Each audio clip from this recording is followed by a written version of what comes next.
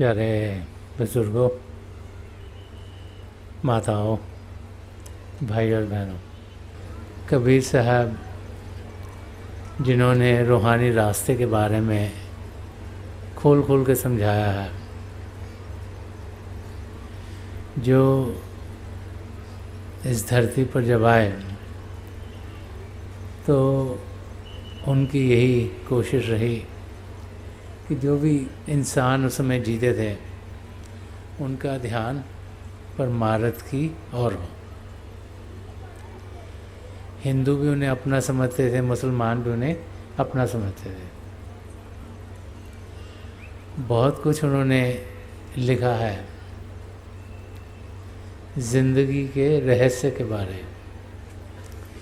ये ज़िंदगी है क्या, इसे जीना कैसे चाहिए, क्या चीज़ है जो हमें मददगार होती है, और किस तरीके से हम अपने लक्ष्य तक पहुंच सकते हैं। हम सब चाहते हैं कि हम ज़िंदगी के ध्येय को पूरा कर पाएं। हम सब चाहते हैं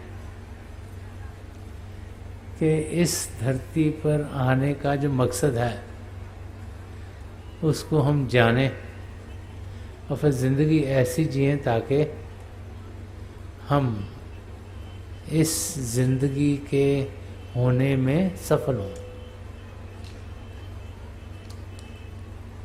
उसके लिए इंसान सर्च करता है, ढूंढता है, कभी ये चीज़ ढूंढता है, कभी वो चीज़ ढूंढता है, कभी वो चीज़ ढूंढता है, और कोशिश करता है देखने की कि कौन सी चीज़ है जिसके ज़रिए उसको सदा सदा का सुख चैन मिलेगा, ज़िंदगी के मकसद को वो पालेगा।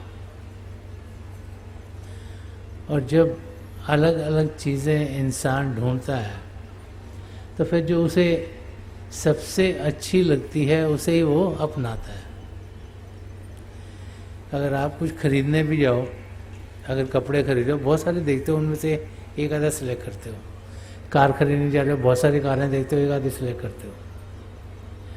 और ज़िंदगी के मकसद को पूरा करने के लिए भी हम लोग बहुत सी चीज़ें ट्राई करते हैं।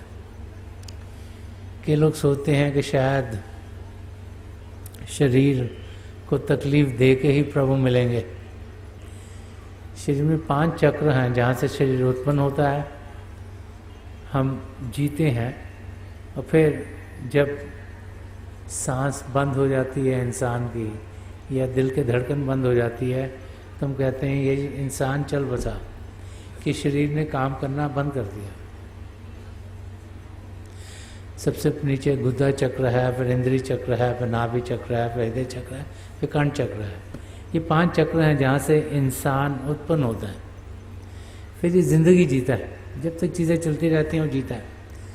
फिर ये हृदय चक्र जब हार्ट बीट होनी बंद हो जाती है हम कहते हैं इंसान चला गया, या सांसों का आना बंद होता है तो हम कहते हैं इंसान चला गया। तो बहुत से योगिक सिस्टम जो वहाँ पर अपना ध्यान टिकाते हैं,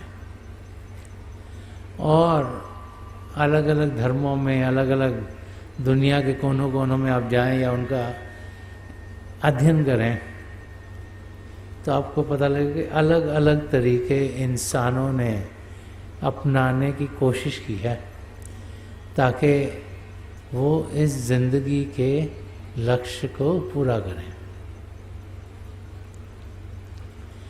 जब महापुरुषों की ज़िंदगी की ओर देखते हैं तो हम देखते हैं उन्होंने बड़ी सर्च करी।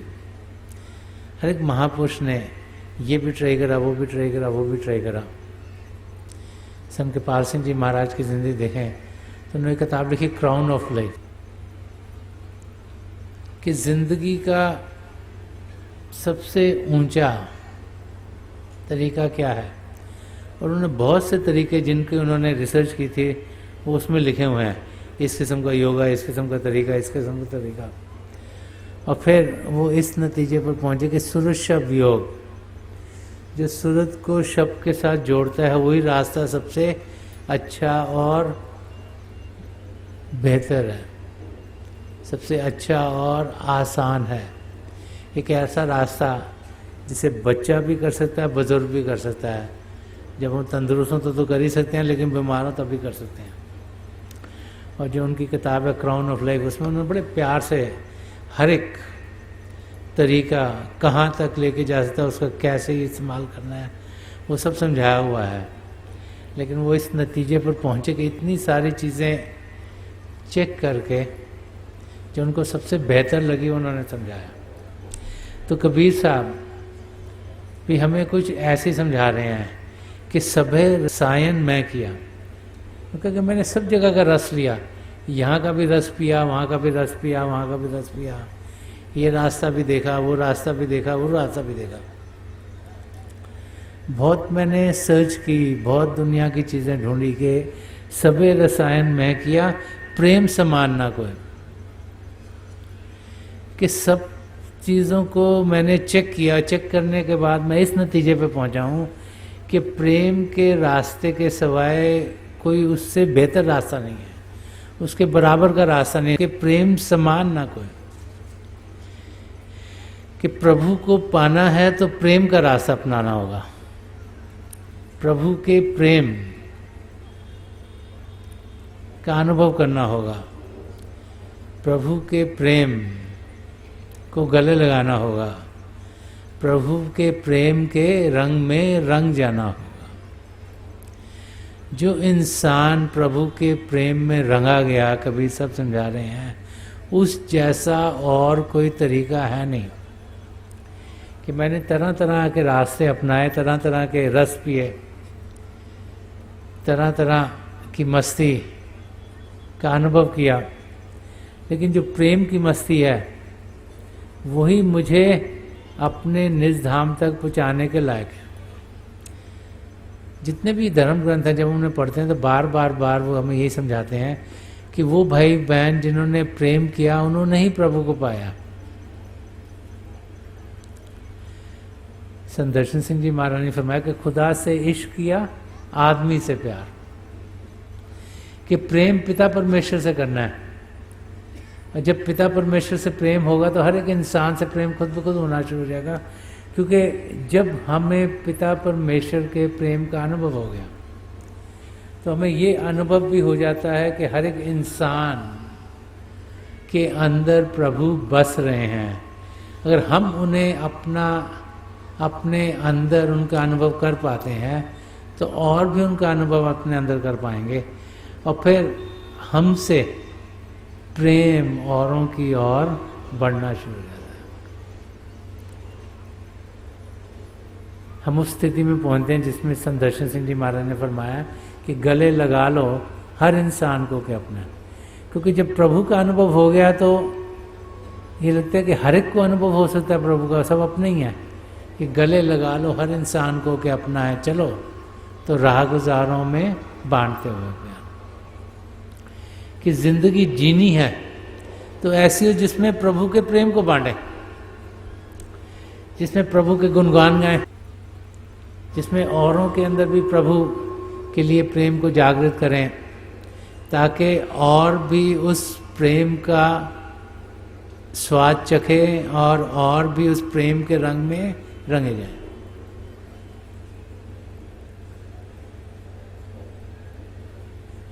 बार महाप्रभु समझाते हैं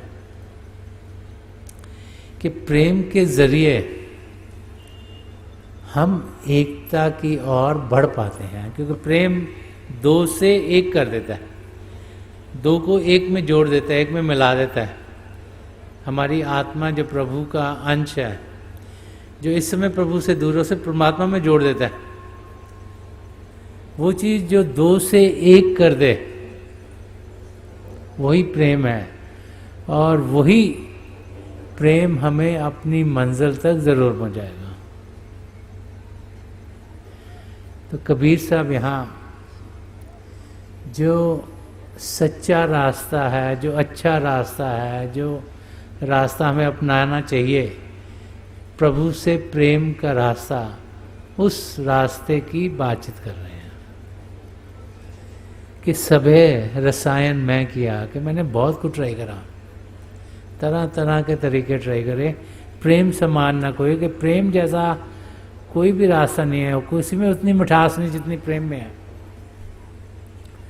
कोई उतना मस्ती नहीं देता जितना प्रेम में है। और फिर हमारे रत्ती इक तन में संचरे,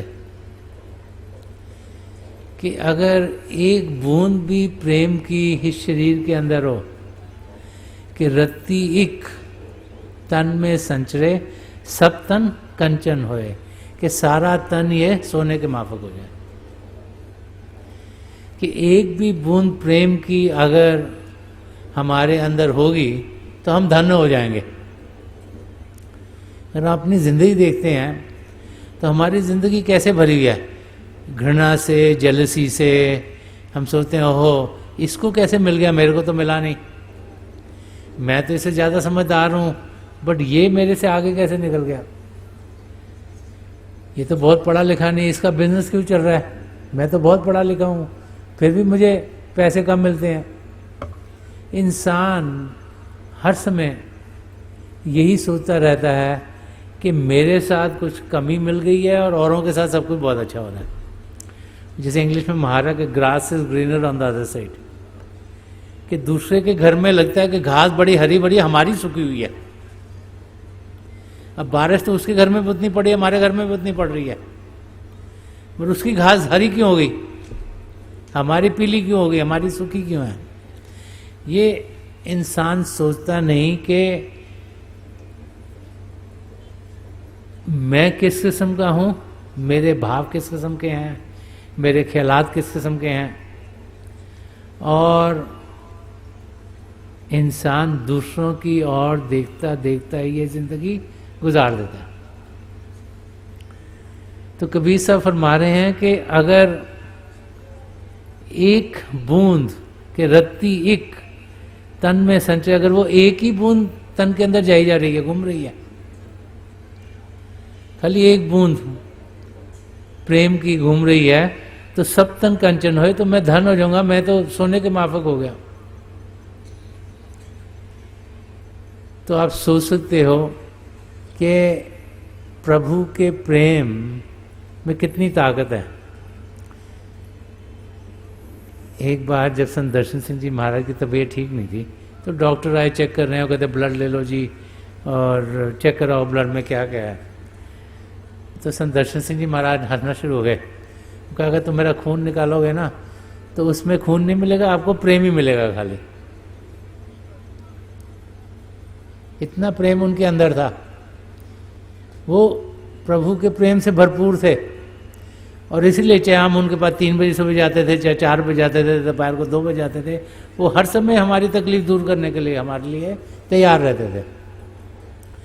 इसीलिए आज अगर आप किसी से पूछो जो संत दर्शन सिंह जी महाराज को जानता था, तो हर एक इंसान कहता है कि वो मुझसे सबसे ज़्यादा प्रेम करते थे, कि उनके अंदर प्रभु का प्रेम इतना ज़्यादा था कि हम सब उनके प्रेम में खिंचे चले आते थे।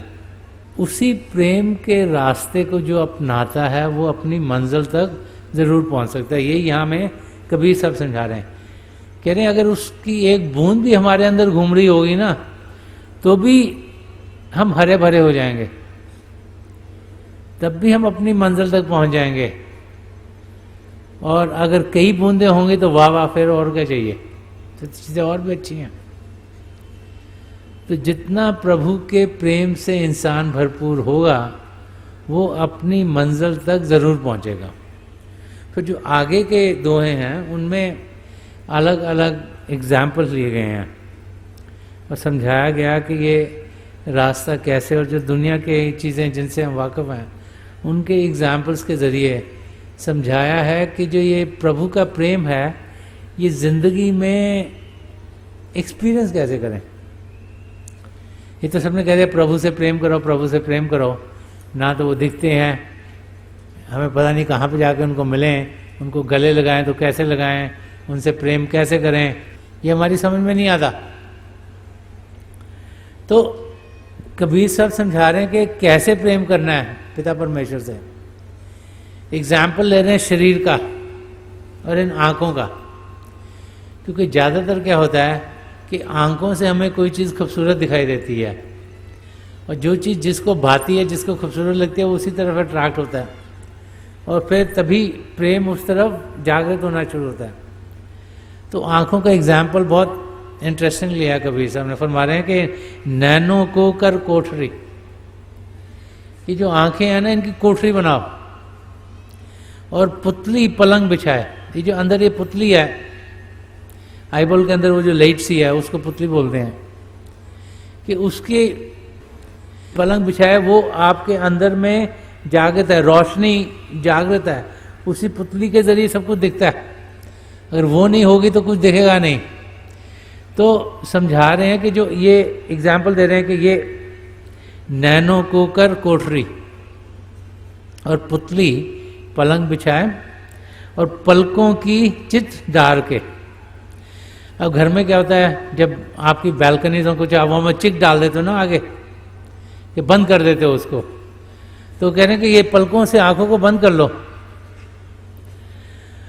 वो पिया को लिया रझाए, वो कह रहे हैं अगर पिता परमेश्वर को रिझाना है, पिता परमेश्वर को प्यार करना है, उनसे प्रेम करना है, उनकी नज़दीकी पानी है, उनकी खुशियाँ पानी है, तो करना क्या है, इन आँखों को प्यार से बंद करना है, ध्यान दुनिया से हटाना है। तो सूरज शब्द योग का रास्ता क्या है, कि शरीर को शांत करें। अब जब आप सोने के टाइम पे जाते हो रात को, तो शांति से सोते हो, उस समय तो कोई हलचल नहीं हो रही होती। ऐसे ही जब अभ्यास के लिए बैठना है इंसान ने, तो शांत अवस्था में बैठना है, शोरगुल ना हो, एटमॉस्फेयर बदले ना, कुछ आप खाओ पियोगे नहीं। तो जो इंद्रियां हैं, सुनने की, सूंघने की, चखने की, स्पर्श की, वो सब अंदर की ओर के जाती हैं। और आंखें बंद करो तो देखने की इंद्री भी खिंच गई अंदर को।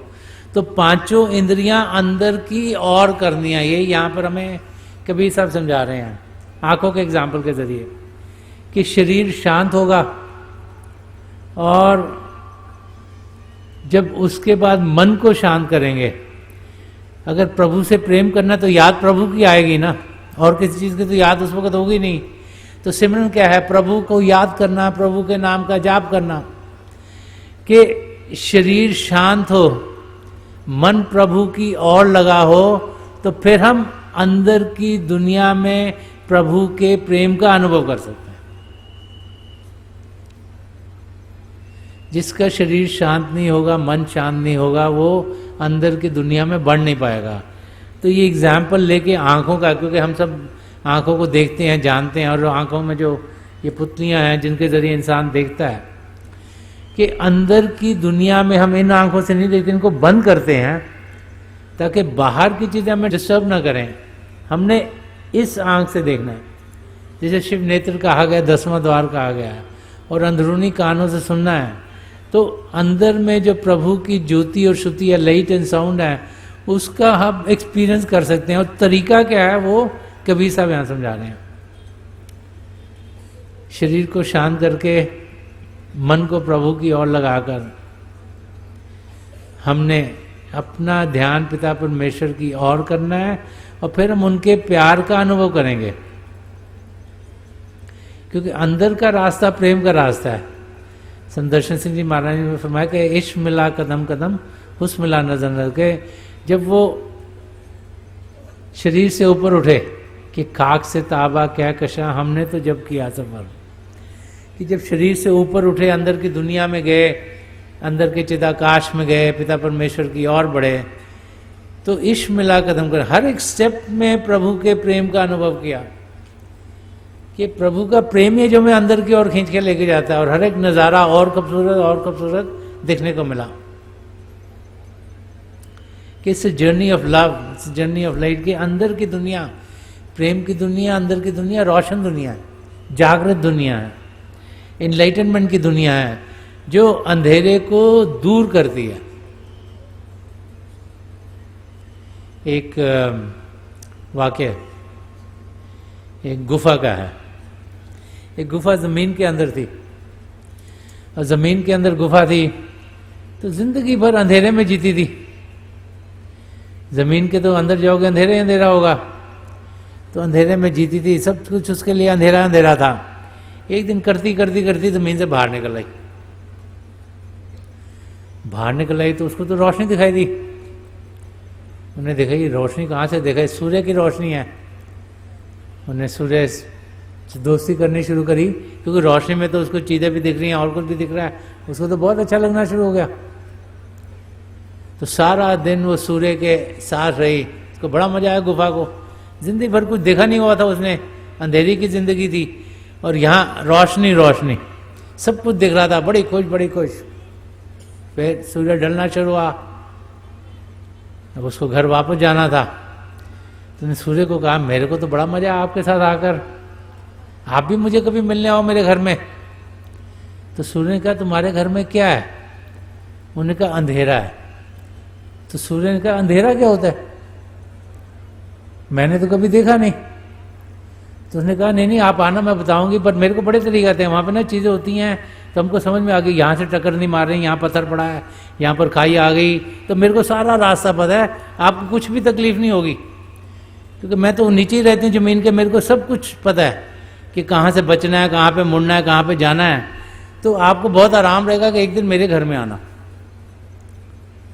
तो थोड़े दिनों बाद सूर्य ने कहा चलो मैं इसको गुफा को मिल के आता हूँ, बड़ी प्यार वाली गुफा थी। तो वो सूर्य धरती के अंदर गया, पता करा गुफा कहाँ है, और गुफा तक पहुँचा तो कहा कि मुझे दिखाओ अंधेरा। तो जहाँ जहाँ देखें वहाँ रोशनी रोशनी, कहीं अंधेरा था ही नहीं। तो ऐसे ही जब हम अंदर की दुनिया में जाते हैं तो कोई अंधेरा रहता नहीं। ये बाहर की दुनिया में जब ध्यान रहता है तो दुख दर्द इंसान की जिंदगी में है। जो इनसे ऊपर उठ जाता है, जो अंदर की दुनिया में पहुंच जाता है, वहां रोशनी रोशनी है, जागृति जागृति है, खुशियां खुशियां हैं और आनंद ही आनंद है। गुफा भी हैरान होगी कि अंधेरा कहाँ पे गया। जैसे ही सूर्य आया सब अंधेरा दूर हो गया। आप में से जो अगर हवाई जहाज में अगर कभी फ्लाई करो तो बहुत सी बारी आसमान में बादल होते हैं, तो जिस दिन बादल होंगे आप फ्लाई कर रहे हैं तो आपको कोई सूर्य दिखाई नहीं देता, लेकिन हवाई जहाज जब उन बादलों को पार करके दूसरी तरफ जाता है तो सूर्य वहाँ ज़रूर होता है, उसको दिखता है सूर्य। यही हालत हमारी, हम मन इंद्रियों के घाट पर जी रहे हैं, हमें सब अंधेरा अंधेरा दिख रहा है, क्योंकि हम माया की दुनिया में जी रहे हैं। यही दुनिया सोचते हैं असली है, यही दुनिया सोचते हैं सब कुछ है, सारा ध्यान यहाँ लगाते हैं। एक हम स्वप्न की जिंदगी जी रहे हैं। जब इस स्वप्न से उठेंगे तो असलियत क्या है हमारे सामने तब खुलेगी, तब लगेगा ओहो ये तो स्वप्न है। नहीं तो जब इंसान स्वप्न देख रहा होता है तो उसको लगता है रियलिटी है, जब उससे उठता है तभी उसको पता लगता है कि वो स्वप्न था। तो महापुरुष समझा रहे हैं कि हमें एक जागृत जिंदगी जीनी है। और ये जो एग्जाम्पल दिया हुआ है कबीर साहब ने, वो उस तरीके को समझाया है कि कैसे उस जागृत दुनिया में हम जा सकते हैं। उसे अभ्यास करना कहिए, उसे मेडिटेशन कहिए, उसे भजन सिमरन कहें, अलग अलग नाम अलग अलग भाषाओं में है। शरीर को शांत करके, मन को शांत करके प्रभु के प्रेम का अनुभव करें, अंदर की दुनिया में बढ़ें। आगे कबीर साहब फरमा रहे हैं कि पिया का मार्ग कठिन है, कि प्रभु से प्रेम करना कोई आसान काम नहीं है। जब आप प्रभु से प्रेम करते हो ना तो आपके सब दोस्त में कहते पागल हो गया तुम, तेरे को क्या हुआ है, क्योंकि उन्होंने कभी किया नहीं। वो सोचते हैं कि दुनिया के रंग में जो रंगा जाता है वही इंसान अच्छा है। पिता परमेश्वर को किसने देखा नहीं, किस रास्ते पे तुम चल रहे हो। तो आसपास के लोग ही सबसे ज्यादा तंग करना शुरू कर देते हैं। तो यहां पर कबीर साहब समझा रहे हैं कि पिया का मार्ग कठिन है, खांडा हो जैसा। खांडा हो, खंजर हो, तलवार हो, उसका मार्ग हो तो उस पर चलना कोई आसान है, तलवार के ऊपर चलना कोई आसान काम है, बड़ा मुश्किल है। और पिता परमेश्वर को पाना भी कोई आसान काम नहीं, क्योंकि रास्ते रास्ते पर मन ने रुकावटें डाली हुई हैं। मन जो नहीं चाहता कि हम पिता परमेश्वर को जानें, मन जो नहीं चाहता कि हम अपनी मंजिल तक पहुँचें, मन जो चाहता है हम 84 लाख जिया जून में अटके रहें, तो मन नहीं चाहता कि हम 84 लाख जिया जून से छुटकारा पालें, क्योंकि उसकी पॉपुलेशन फिर कम हो जाती है। तो उसकी कोशिश होती है कि हम 84 लाख जीवार्जुन में अटके रहें। तो जो इंसान प्रभु के प्रेम के रंग में रंगा जाएगा और अपनी मंजिल तक पहुंचेगा, वो 84 लाख जीवार्जुन से छुटकारा पा लेगा। तो इसलिए मन तरह तरह की रुकावटें डालता है। इसीलिए यहाँ कहे पिया का मार्ग कठिन है, कि पिता परमेश्वर को पाने का मार्ग मुश्किल है, क्योंकि मन और कार रुकावटें डाल रहे हैं और बताया खांडा हो जैसा। फिर समझा रहे हैं कि इस रास्ते पर चलना कैसे है, कि नाचन निक्सी बापुरी फिर घूंघट कैसा। तो फरमा रहे हैं कि अगर हम नाचने के लिए आए हैं, अगर हम पिता परमेश्वर से प्रेम करने के लिए आए हैं और हमारे पास कुछ है नहीं, तो अगर हम घूंघट करेंगे तो फिर हम कैसे सही तरीके से उनको जानेंगे। समझाने की कोशिश ये कर रहे हैं कि अगर पिता परमेश्वर को पाना है तो इंसान को पूरे तरीके से आना चाहिए। ये नहीं सोचना चाहिए कि पार्ट टाइम आ रहा है, कि जब मुश्किल पड़ी तो प्रभु को याद किया, जब एग्ज़ाम आ गए हाँ जी हमको महाराज जी पास करा देना, जब बिजनेस नहीं चल रहा तो ओहो मेरा बिजनेस ठीक हो जाए, जब दादी चाची नानी बीमार हो गई तो एक्सरे लेके आ गए। वो पार्ट टाइम प्रभु को याद करना है कि पिता परमेश्वर को अगर पाना है तो पूरे जोर शोर से आना चाहिए। एक गुरुजी थे, उनके थोड़े से शिष्य थे, 8-10 शिष्य उनके साथ बैठे हुए थे। तो उन्होंने शिष्यों को सवाल किया और कहा कि एक कटोरी में अगर मधु शायद हनी पड़ा हो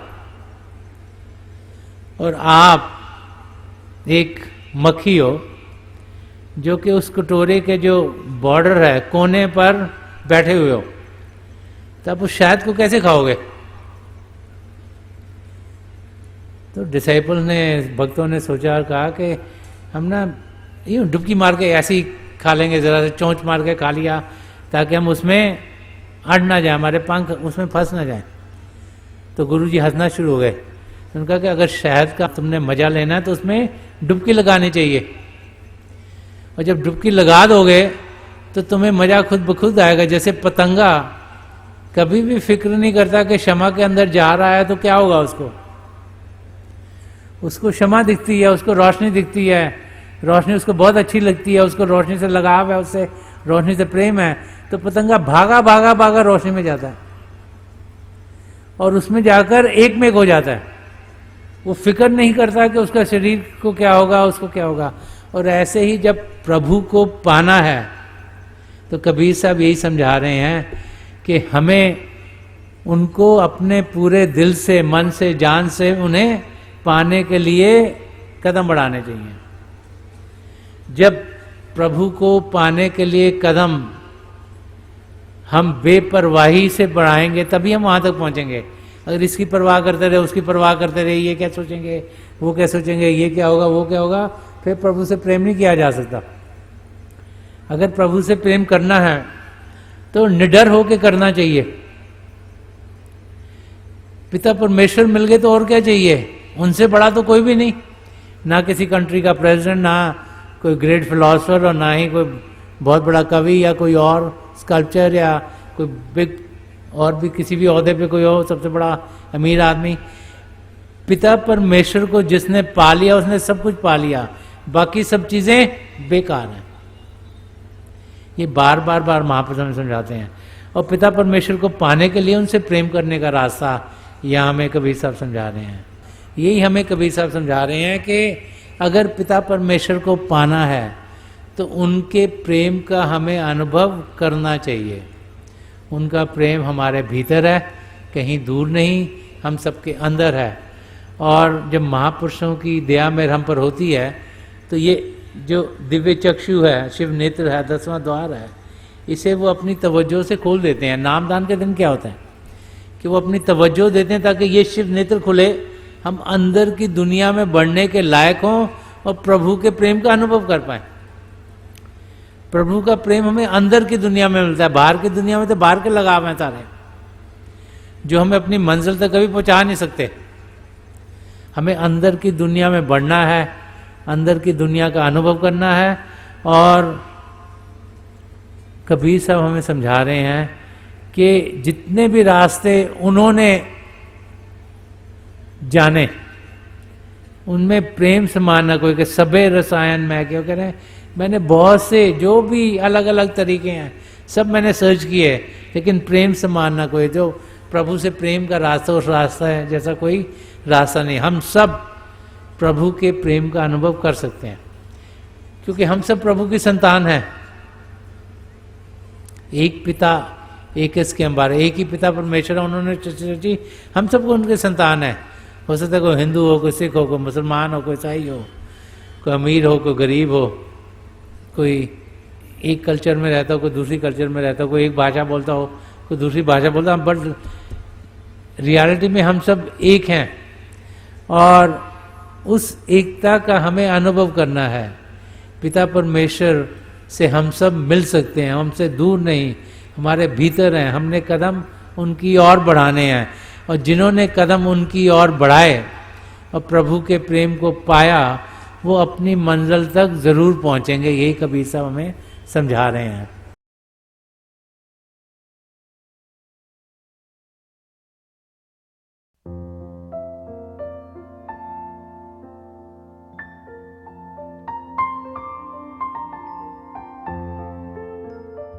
तो थोड़ी देर के लिए हम सब अभ्यास के लिए बैठ जाएं। आप जहाँ भी बैठे हैं आराम से बैठिएगा, अपनी आंखें बंद कर लीजिएगा। ये जो आई बॉल्स आँखों के डरने सीधे सामने फोकस हो, जैसे 8-10 सामने आप फोकस हो। आंखें बंद करते ही वो भाई बहन जिन्हें नाम की देन मिली, आप सिमरन कीजिएगा। और जो भाई बहन यहाँ नए हैं, आप पिता परमेश्वर के किसी भी जाति नाम का जाप कीजिएगा।